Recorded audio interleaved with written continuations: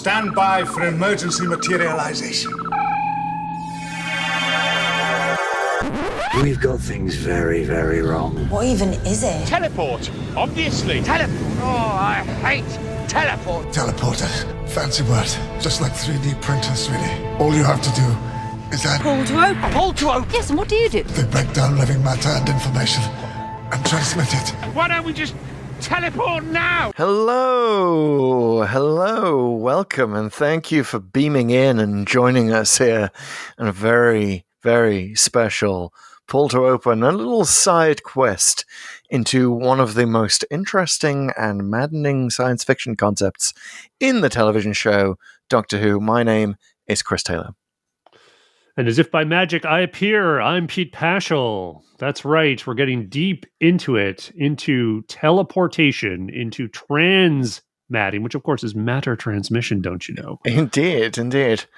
Yeah, we're going to unpack it. We're going to look at it. We're going to talk about why it works, why it doesn't work, and when it might be okay to use, and some good examples and bad examples of how Doctor Who has used this very common sci-fi technology now.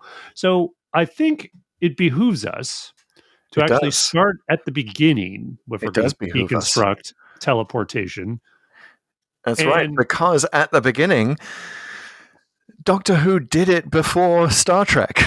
we all associate teleportation with Star Trek, with Captain Kirk beaming down, with the phrase "beam me up, Scotty," which is that one of those phrases that was never actually said? It was never actually said. But before Star Trek even made it on the air, before there was barely a glint in Gene Roddenberry's eye, in 1964, in The Keys of Marinus, that's right, you have several teleportation devices. Yeah. So the Doctor and his companions are essentially given travel dials, which are watches, but they don't tell time. They actually transport you to entirely different places. It seems like actually entirely different continents on this planet called Marinus. So they were beaming all over the place. Star Trek was doing the same thing. Now, that said, as a plot device within episodes, I think everyone associates it with the transporter. They do. Not to mention they also added some special effects to it. So fair enough. I mean, that's kind of what everyone points to now as the gold standard of teleportation. But very important note, Doctor Who did do it first. Doctor Who got there first, and it reinvented itself. Basically, I think the Keys of Marinus is probably the only example in the Hartnell era. But then when you get to the Troughton era, you have the Seeds of Death, which we've been to, where they invent the transmat. Like, they come up with a whole new name for it. And in that place, it's travel mat. Yes. Transmat. I don't think the word transmat appears until I think it's the Ark in Space. I think that's the first time the word transmat is used. Okay. I could be wrong. Correct me if I'm wrong, Ben. Which would also be in the Troughton era. So Troughton era, they're really doing it up. No, Ark in Space. Ark in Space. Tom Baker, yes. Yeah, sorry. Wheel in Space is what I was thinking of. But yeah, so basically they not only do, when they return to it, do they invent an entirely new name in the Seeds of Death, it's the entire basis of the plot. It is everything. It is the power that's driving the entire Earth economy in the future. So they don't do it by halves. Yeah, I like that because, and again, I think leave it to Doctor Who, even though this is now after Star Trek, they actually explore one of the very good questions you would have. If, if you have this power to just beam stuff anywhere, like, why would you ever have trucks or anything? And they're like, well, we don't. Like in the future, we just don't have rockets, we don't have trucks, everyone's just beaming everywhere. And they actually do a decent job of telling a story of like, wait, the world has gotten lazy and they don't want to explore anymore because of the magic of this technology. So again, kudos to Doctor Who for deconstructing the tech. Yeah. Like well before, actually, I don't know, even to this day, Star Trek has done something about like the economy that a transporter enables. Yeah, Star Trek really doesn't want to show you its future utopian economy of what happens when you can just make tea Earl Grey hot anytime you like in the replicator devices. But yeah, Doctor Who kind of used it sparingly in the Troughton era. Then we've got spiders in Planet of Spiders in the Pertwee era really doesn't show up that much in Pertwee at all. No, I don't. Not really. And I think there's a reason for this. I think it's because the special effects expectations were at a point, I think, where doing that sort of Star Trek level effect often just probably would have been a tough sell, essentially, for a cash-strapped show like Doctor Who, particularly one that was almost canceled right before season 7. Indeed, and they, so they're probably well aware of that. But also, transporting can be a way to get the plot to move faster, as we see in Ark in Space and the Sontaran experiment and Revenge of the Cybermen, which has got transmatting all over the place to the Ark, from the Ark to Nerva Station to and the Time Lords kind of beam them to Skaro in the middle of all that, right? Yeah, so actually this is a good point to set a couple of ground rules. Like, one, you guys might have noticed as we're sort of going over some of these examples, we're not bringing up the TARDIS at all, which certainly can appear and disappear in time and space. I'll be honest, I know this is a cheat, but I don't think it really counts. One, we don't really know how the TARDIS works at all, other than what we've heard about the vortex. So it sort of goes somewhere that is extra dimensional, I guess, and then sort of comes out somewhere else. So I don't think that's really teleportation in the same way that it's depicted in a lot of other technological solutions, whether it's a transmat or a transporter. Also, just from a story standpoint, the TARDIS is usually the means to begin or, exit the adventure. And, notwithstanding episodes where it is a plot device, which can be good. But I don't think it counts as like teleportation or transmat in the way we're thinking about it here. So that's why we haven't talked about it.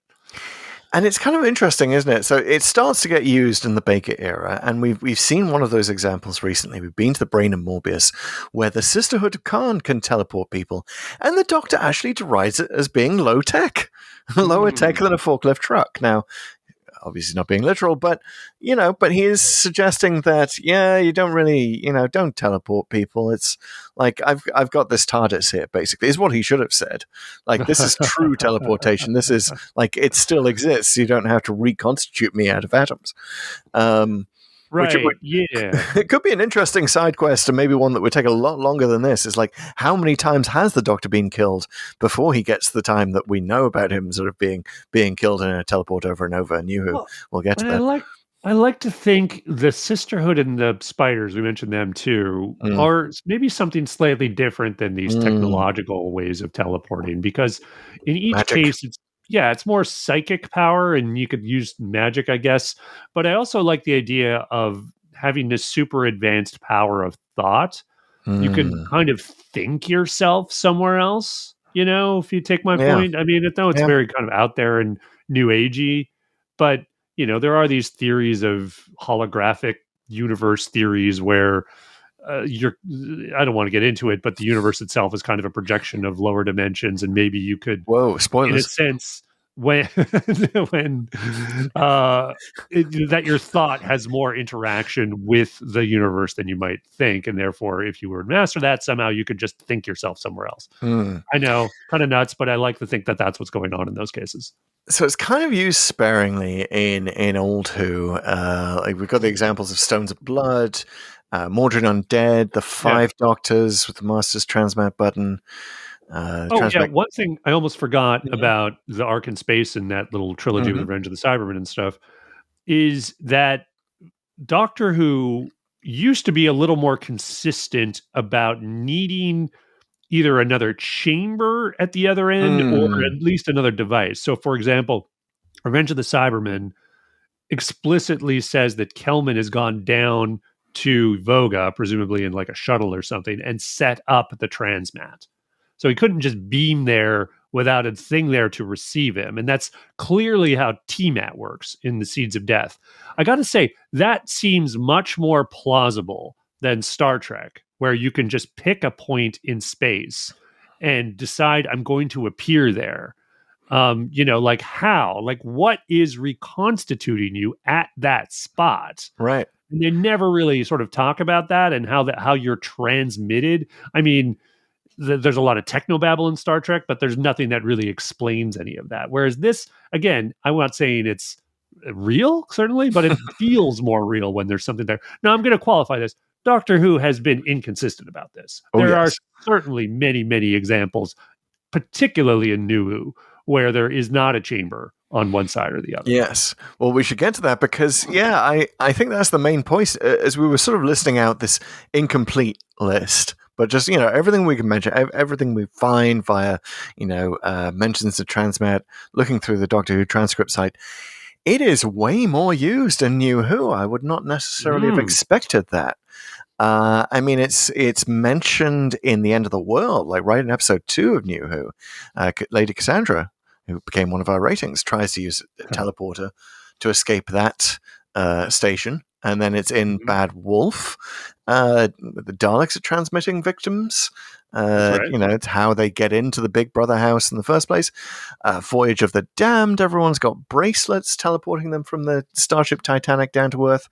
The Sontarans are transmitting in the Sontaran stratagem. And did we see the Sontarans transmatting, teleporting in the old series? Ooh, good question. I don't think so. No, they were usually in those circular ships of theirs. So it's kind of become this signature move, right? That they all get transmatted in at once, and then you've got big, scary Sontaran Legion. Well, that's kind of where I would pause for a second and say one of the reasons it is used, apart from convenience, which we can talk about too, is that dramatic move of suddenly the tables are turned one way or the other because I'm able to beam in or beam out everybody or a bunch of troops. That's kind of cool, it's suddenly, oh wow, because you have this advanced technology and suddenly you have, like, why wouldn't you use it that way? And yes, and you have the CGI that can make a bunch of Sontarans appear on screen at once in a very cool way. Why wouldn't you use that? And that's the other reason I think it can be kind of neat and very cool in storytelling. It just looks cool, man. Like, I remember, honestly, I'm old enough to remember the first time I saw a Star Trek movie in the theater, and they had these sort of updated beaming effects where they were sort of much brighter and they had sort of lights part and come together, and it was this kind of neat thing. And I thought, oh man, that is like such a level up from the TV series. Now that stuff looks old compared to the CGI of today, but I think there are real opportunities with visual effects and sound effects to just make something really, really look awesome with the right sort of teleporting effects. So yeah, for sure. And you've got kind of teleporting effects in Silence in the Library, which teleport has become a very big part of the plot there. And there's the reason for that heartbreaking end where we discover that Donna's husband in the dream was there all along. He just steps out of a teleporter. Well, again, and that's another one where they did chambers, which was kind of, that just feels a little more real. Yes. And then we had perhaps one example where it doesn't look cool, at least cool perhaps in Doctor Who history. We recently talked about the new paradigm Daleks in our episode on canon and Moffat changing the Daleks in canon, where they teleport in, but they definitely teleport out. I can't remember if they teleport in these fabulous new Power Ranger Daleks. They teleport the Power Ranger Daleks just come out of the chamber. There is a point where the Daleks are revealed and they're on Earth and they've just sort of conquered. Well, they've gotten the testimony from the Doctor, and they basically decide, oh, we're just going to leave, and they beam back to the ship, which is fine. I mean, it's a simple. This is exactly why you do it. It's simple. You don't want to have a long montage of Daleks going back to a shuttle, leaving, going to the ship, and taking 5 minutes to do that when you could just have them beam out. And this is. This is the main reason the transporter exists, right? Or the teleport exists. I mean, this is why Star Trek invented it. They didn't want to do exactly that every single episode. Let's just beam down everybody. It's convenient. And you get to the point where you have to knock out the convenience, right? Where it's almost expected that you'd have a teleport. As in Flesh and Stone, where they have to say that the teleporter is dead. And that's why they can't beam away when the angels arrive. Yeah, exactly. And there's a bunch of times where they use teleports in New Who and in Matt Smith, and so dinosaurs in a spaceship. I believe they escaped Solomon's ship via teleport at the end of that one. Yep. He's beamed down to Transalore on Time with the Doctor. Which is, again, an example of like how it's very convenient from the plot, because you want the Doctor to not realize he's going to Transalore, right? If he's going down there in a shuttle craft, he'd have a lot of time to realize that, hey, what's this planet called Christmas originally called? Or this town called Christmas? Like, what's the actual planet name? But because it's teleport, it's fast. Podcasts on the way down, so I didn't bother. That sounds like him. Then there's a little bit in The Witch's Familiar, and which we talked about in the cold open of that. Like it's actually we don't think of the story that Missy tells Clara about the Doctor as being a teleport story, but it is. That's what he's trying to charge up when he's got all of these cyborgs attacking him at once. That the entire story turns on a teleport device. Right. But it's also interesting that it's a story told by Missy and you can't necessarily fully trust it. So, yeah. So, that brings us to Heaven Sent. Oh, yes. Which might be the most interesting example of this. And you don't really think of it as a teleport episode, except that it really puts a spotlight on one of the biggest issues in sci-fi with teleports that is almost never explored, which is if you are completely destroying yourself atom by atom and then reconstructing yourself somewhere else, are you not in fact dying every time? Yes. And it's, full on explored here. Would your skulls not pile up in a castle moat if you kept teleporting in here?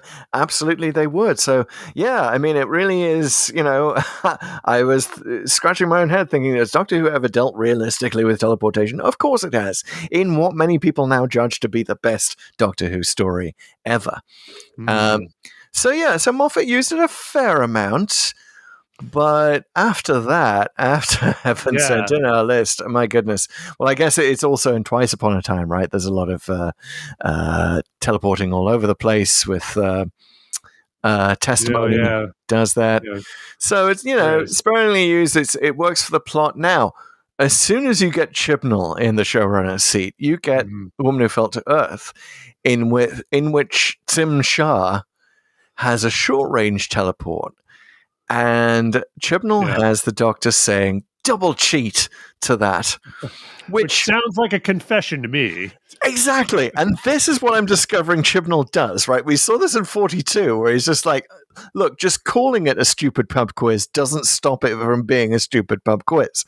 Calling teleportation a double cheat in The Woman Who Fell to Earth doesn't stop it from being a double cheat. Like, you're actually drawing attention to the thing. And then Chibnall goes nuts in his first season. Totally. And he really double cheats a lot. This opens up a whole new level of teleporting in Doctor Who. So Demons of the Punjab, we talked about that fairly recently. The Jarians, I think they're called. They transmat all over the place. They even have these little devices for them. There's the Saranga conundrum. That's right. Which doesn't have a lot of teleporting within it. But it's the fact that they teleport onto the ship, right? It brings up all of these questions that you don't want brought up in the viewer's mind of like, why don't they just teleport away? Well, they also bring up, it's implied at least, that they can actually beam from star system to star system in this one. Yes. They actually say that. And you're just like, wait a minute. You're just kind of like, what are the range of these things? And again, that's probably pretty inconsistent in Doctor Who. It's actually fairly inconsistent in Star Trek if you think about the reboot movies too. But you don't want your viewers thinking about this, where it's like, wait a minute, if they can just beam from place to place, why do ships even exist anymore? Like, what are you doing? Yeah, and you definitely don't want them thinking about it in Kerblam, where the Kerblam men are transmatting to deliver packages, because then you're going to demand it from Amazon, and Amazon's going to go from like same day delivery if you spend more than $25 to same minute delivery if you spend more than $50. We get packages transmitted to our doorsteps. But that's kind of a cool use of it, I guess. But then there's Orphan 55, where they have a teleport cube that takes them from the TARDIS and gets them back to the TARDIS, and not to mention everyone else to that spa, which is like, wow. Like, it's not like, I get glossing over going from the planet to the ship, but glossing over like this very large distance, perhaps even across time, like into a space-time vehicle and all over the universe. Like, come on. You're just like, Yeah. wait a minute. Like, what are the limits of this thing? That's just, I know this is convenience, but there's got to be a limit. And speaking of precision, I mean, there's also got to be the limit of, like, we see it in Star Trek all the time, right? The one question I have about teleporters in Star Trek, especially after Next Generation, is why the hell isn't this technology shut down? Where is health and safety? You know, the number of transporter accidents that they have in this show, like, it's pretty much almost one-to-one. Like, it's a terrible, terrible technology. Like, talk about parts small enough for a child to swallow. Jesus, this thing, it just keeps going wrong. Anyway, I mentioned that because in Revolution of the Daleks, which is the next example that we've got coming up, the Daleks are actually able to transmat their mutanty beings inside the armor of the Dalek. How far? I don't remember how far the distance is that they're going in that one. Well, they're like in some factory in Tokyo, I think it is, and they end up transporting all over the world into their armor, which seemingly takes care of the chamber thing. You could argue, okay, that the Dalek shells themselves are transmat enabled somehow, and they can beam in and out of them, but this is, again, like way too many steps too far. And it actually brings up what I think is the biggest problem with transporters and teleports if they're used in any way where you like that the viewer's invited to question how functional they are, which is that they're too powerful. Like, once you have one side of your conflict clearly has power over matter and energy on this level, you kind of like, well, wait a minute, why is anything a problem? Like, if the like, again, in this episode, these are supposedly kind of stranded Daleks that are trying to make do with human technology and, you know, trying to rebuild themselves from that, so they all look weird and they've cloned themselves and they're just doing the best they can, and then suddenly they can beam into the like, wait a minute, if you can do that, like, why don't you just beam all the humans into the ocean or into volcanoes or you know, and if you could say, well, the chamber thing you just said, well, okay, like, why not just build chambers all over the world and, you know, beam Daleks all over Entire the place, Daleks, you know, and just keep beaming stuff, like, keep using this tech, and it's just like, you know, they just beam into their armor and that's it. It may be what we're discovering is the smartest Doctor Who story to use teleport, you know, not counting Have Ascent, which I think is a category of its own, is Seeds of Death, because it does explore the full ramifications of what you would use this technology for. You'd use it for freaking everything. So yeah, it is interesting that you would sort of expect a showrunner coming in after Heaven Sent drops the mic on teleport stories to kind of not use it, because, like, why wouldn't it be the same problem as you see there, the Doctor dying over and over? Well, Chibnall obviously didn't listen to that, but also RTD has signaled his willingness to include teleports in the second RTD era during 14's run in the Star Beast. We have the Doctor setting up this impromptu Shadow Proclamation courtroom to try the Meep, and then he just says intercept teleport. Just like that, clicks his fingers basically, and Wrath warriors beam in to that parking garage where this impromptu courtroom is taking place. So it's sort of it's a blink and you can miss it kind of thing. Like, it's not central to the plot. It's a little bit better. I do hope it's not indicative of what he's planning going forward, because I think you're right. I would rather see essentially writers challenge themselves to not use teleports. And if I were writing the show Bible for Doctor Who, I wouldn't make it a law, but I would say, like, it is a last resort. Because if anything, the Chibnall era taught us it's a crutch. Yes, I get it. You don't want to do montages where you just want to cut to the next thing. Fair enough. It's a simple thing, but it's just too simple. Like, just saying, oh, they just beam there. I mean, it's just lazy. It is lazy writing. And challenge yourself to get out of that in a more interesting way, even if it does involve a little bit of montages, or just, you know, the Indiana Jones thing of drawing the arrow so that, it implies a time jump or something. Wow. Well, I was going to say after the Shadow Proclamation Court being the most recent mention of teleportation in Doctor Who, that you and I should have a court. We should take on roles of prosecutor and defense. And it sounds like you've already taken on the prosecution role. So happily take that role. Where's my wig? Yeah, have you not got one in your pocket?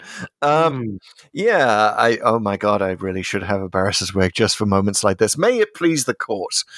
I would like to give the case for the defense. And like many a public defender, I don't necessarily agree with what I'm defending here, but I'm going to give it my all. And I'm going to say, Malad, that the appearance of a good guy and a bad guy in a story, we already talked about with the Sontarans. It's just cool, and it can turn the tables in a heartbeat.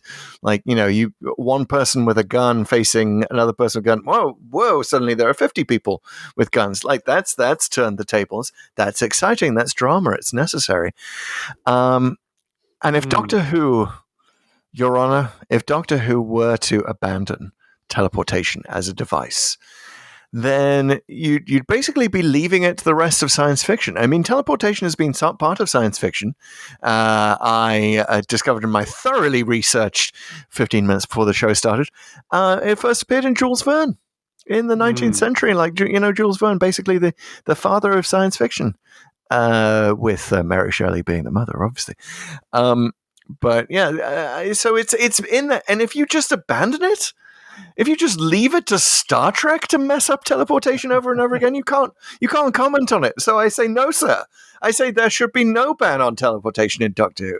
It needs to use it, perhaps. Yes, it needs to use it more sparingly. But that is up to the individual showrunner to decide. And it just, it is far from the dumbest idea that Doctor Who has ever come up with. It's a show known for kind of messing around with loosey-goosey ideas.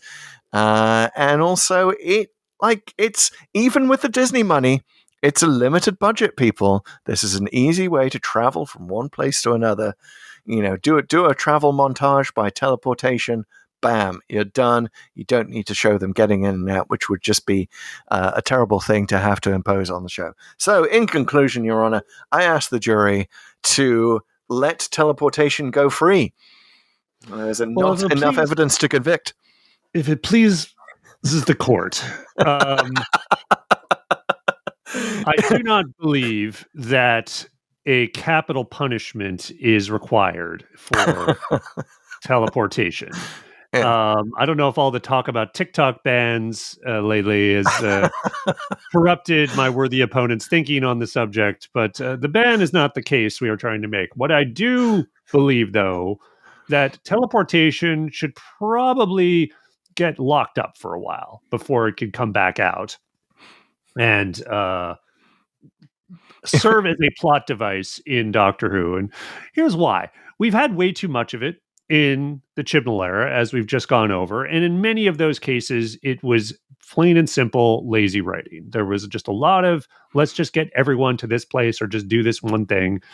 And there are maybe not easier, but there are other ways you can set that up and essentially go through another draft that will figure that out without the teleporting. Now, that said, you probably might still want to fall back on teleporting. Fair enough. Then you have to address the second point about teleports, which is that it's tremendous power on a sci-fi level. This is really controlling not just matter and energy on a certain level, but how the plot should go. If you think about how teleports work, and if you can actually just beam someone away from you or beam someone else into your presence on a whim, you need to have some explanation on why you're not doing that all the time. And some of the better episodes do this, right? Like the broken teleport. And again, it's throwaway dialogue, but you need throwaway dialogue because otherwise people like us are just like, well, just use the teleport. And I got to say, I've got to bring in one of my favorite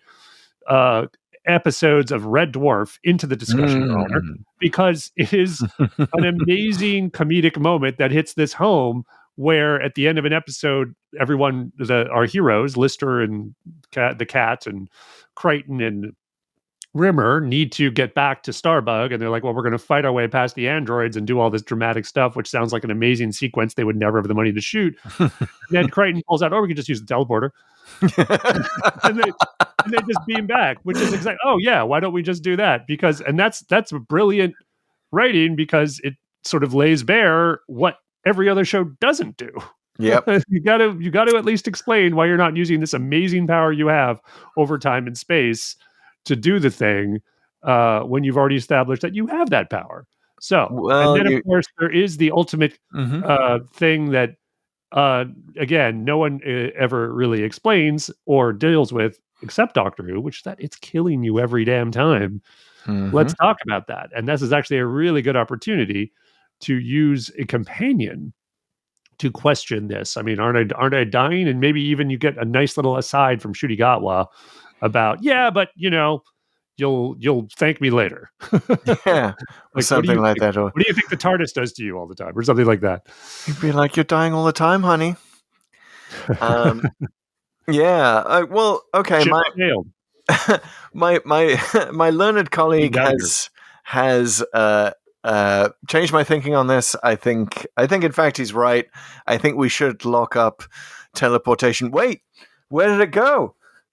Oh. We were just sitting. Oh, it teleported out of the dock. Damn it. Well, folks, if you can find teleporting as a plot device, go ahead and let us know on social media somewhere. I'd say Pull to Open or Pull to Open 63, depending on what network you find us on. TikTok, Twitter, Facebook, Instagram, all the things. Or go ahead and check us out on youtube.com/Pull to Open, where you could go ahead and comment on this very podcast if you're watching us there. And while you're there, hey, you could give us a super thanks in the comments, or even join our membership so you can become a true companion and get this podcast one day early every single week. That's right. And if you want to contribute a little bit more and be a Viscount, that's our top rating, you can actually teleport into the show. That's right. We will invent teleportation technology just for you. Betcha. Dear listeners, that is an absolute bargain if ever I've heard one. And then you can actually teleport onto the show itself. And we promise not to beam you back too early. All right. Well, I think we're going to leave the final judgment up to the fans and go ahead and vote on Spotify whether you think the show should give a rest to teleportation or not, or if we're just freaking out about nothing. I really should go back to our Star Trek fan club. Yes, there should be a chill about teleportation, guys, option on that poll. Be sure to teleport that in there. Noted. All right. Well, this has been a Pull to Open special trip, and Pete and I will now teleport out in classic Star Trek style, but come back and join us next time, where we will be doing an indeterminate amount of teleporting. I believe we're just trying to remember how much teleportation there is in Flux. So let's go check that out.